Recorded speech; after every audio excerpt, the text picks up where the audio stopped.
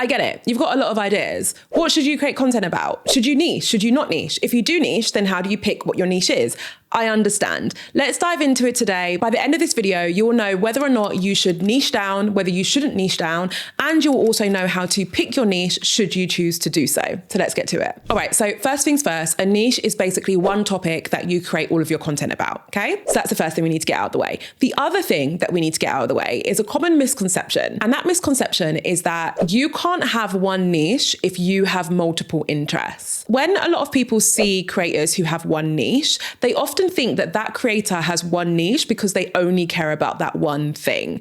And I am living proof that that is not the case. It's not true. I have a niche. I talk about social media, entrepreneurship, two very similar niches, which basically form to make one big niche. I care about other stuff though. Like, it's not like that's the only stuff I want to create content about or the only stuff that I care about. I have multiple other passions and multiple other ideas as well. I've just decided to build my brand around this one thing. So let's talk about whether or not you should do something similar. So you can see success as an online creator through niching down, but also by not having a niche at all. In order for us to figure out which is the right route for you, I want you to ask yourself a few questions. The first question is, are you someone who gets bored easily?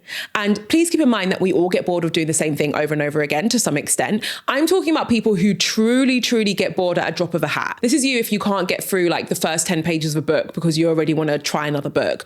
Or maybe you have 1,000 different business ideas all the time. Or you just like to switch things up all the time. You move your room around all the time because you get bored of the layout within like a few weeks. If you nodded yes to any of those, then you might be someone who gets bored really easily. Second question, do you have a specific topic which you are truly passionate about? Can you think of one topic which you are more passionate about than others? And the test that I want you to run here is the 1 hour test. And this is basically you asking yourself if you can talk about this topic for 1 hour without any prep and be totally fine. So someone might say to you, hey, tell me about sustainable fashion. Can you sit here and talk to me about sustainable fashion for an hour and enjoy it and actually not run out of things to say? I want you to think about that, and I want you to make a note as to whether or not you answered yes or no to that question too. The final question is a hard one. The final question is, are you okay with experiencing slower growth on social media as a result of your decision? The reason why I ask this is because all three of these questions are designed to help you figure out whether or not you should niche down. If you answered yes to the first question, so you get bored easily, and if you answered no to the second question, so there's not one topic that you feel passionate about enough to speak about for an hour, then I'm starting to think that you are someone who should not niche down. Now, when it comes to the final question, are you okay with your growth being slow?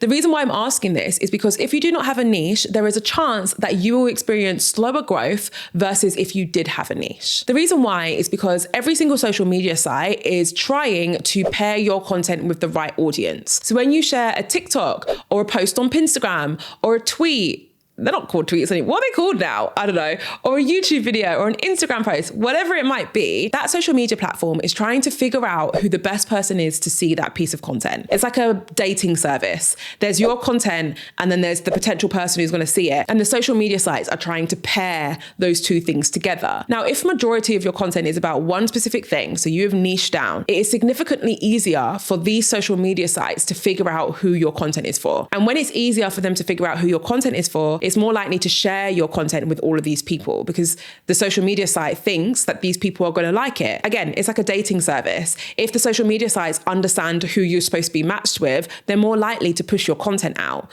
So that is why when people have niches, they're more likely to grow quicker. There is no guarantee. You might grow quicker without a niche. We don't know. We've just got to go by what the stats are telling us. And the stats are telling us that you're more likely to grow quickly if you do have a niche. So that final question as a recap was, are you okay with your growth being slower? If you answered yes to that question, then maybe niching down isn't for you. Let's talk about your next steps if you've just decided, actually, I probably shouldn't niche down. And don't worry, if you've decided that you do want to niche down, we're going to get to you in just a bit. So you're not going to niche down. You want to talk about a variety of different topics. You are a multi-passionate human being. I respect you. Let's talk about what you need to do to best position your channel to still see success even without a niche. Now, the first thing I want you to do is to get really clear on who your audience are. I talk about this all the time. It is the essence essence of any successful social media page, any successful form of content, is having a deep understanding of who your audience are. When you know who your audience are, it becomes a lot easier to create content for them. And this is especially important if you are someone who doesn't have a niche,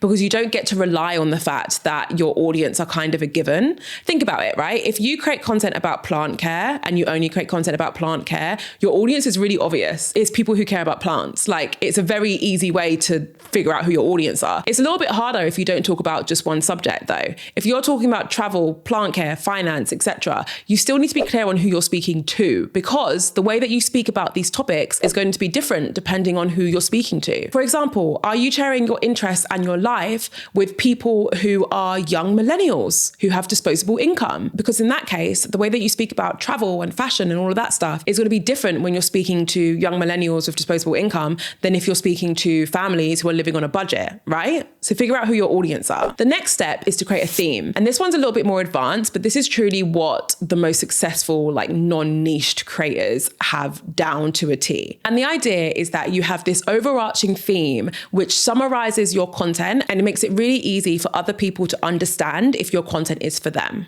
Because yeah, you don't have a niche, but that doesn't mean that every single person in the world is still going to like your content. I hate to break it to you. That's the truth. Some examples of some themes. One could be experiencing life as a 30-something-year-old living in the city.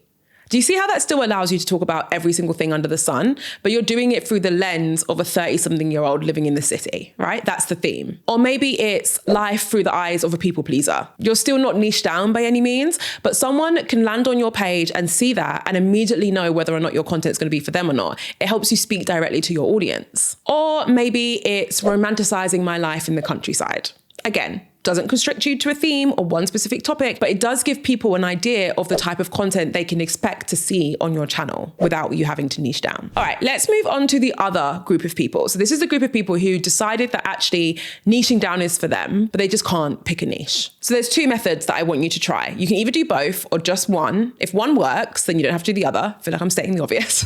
Let's start with the first one, and I'm calling this one the idea challenge. So what I want you to do is write down every single niche that you have considered previously. So that basically involves you writing down everything that you're passionate about, right? Remember what I said before? Can you think of something that you're so passionate about that you can talk about for an hour? Think about all of those things and write them all down. A quick note, when you're writing down all these different niches, don't bother writing down one which you don't think you can talk about for an hour. That's the whole point of the hour test, is like, if you feel like you'd struggle to talk about it for more than 5 minutes, then it probably isn't your niche, because you're going to need to talk about it for way longer than that. So write all of those niches that pass that test down. I then want you to write down content ideas under each of those niches, and I want you to write down as many as you possibly can. So maybe one of the niches you're considering is health and fitness. So the content ideas that you write down are 5 workouts to do at home, 5 workouts to do without the need of the gym, 4 things I do as soon as I get to the gym. This is my recipe for overnight oats, which starts my day off the right way. That kind of stuff. Just write down as many ideas as you possibly can. If you get to the point with some of them that you feel like you can continue writing ideas forever,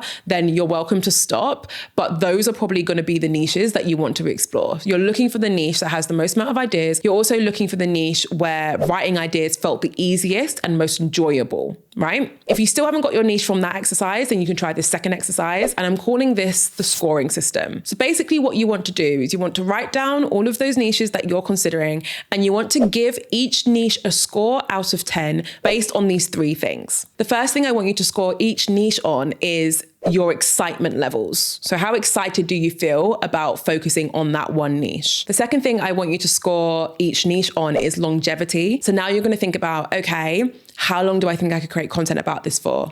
Is this something that you only think you're going to be interested in for about 6 months to a year? Because if so, that's going to be a problem, right? You're looking for niches that you think you can stay in for 5, 10, 20 years. The third and final thing is tricky, but it's all about your earning potential for that niche. It's tricky for a couple of reasons. First of all, I don't want you to pick a niche based on how much money you can earn, because that is going to lead you down the wrong path. You're not going to end up picking a niche that you're truly passionate about. But I do want you to consider it, because it might be that you have 2 niches that have almost the same scores, and this is the one thing that helps you differentiate between the 2. It's also a tricky one, because if you don't know much about the different ways you can earn money as a creator, it's going to be hard for you to score those niches based on their earning potential. So if that's you, I'm going to link to a masterclass below, which is available instantly when you join the collective, and it will will allow you to learn more about the different ways you can earn income as a creator so that you can understand this question a bit more, but also so that you can actually go ahead and earn some money, right? So I'll link to that below. But those are the 3 things I want you to score each niche on out of 10. So excitement levels, longevity, and earning potential. Score each out of 10, add up the scores, and you should hopefully have at least 1, maybe 2 niches which are scoring higher than the others. And those are the niches that you want to focus on. All right, my loves, that is the end of this video. I really hope you found it useful. If you did, I recommend watching this video. It's all about how you can create your strategy for social media, which is a very important part of the puzzle, especially now that you've figured out what your niche is or if you're not niching down at all. Thank you so much for watching. As always, cannot wait to see you in my next video.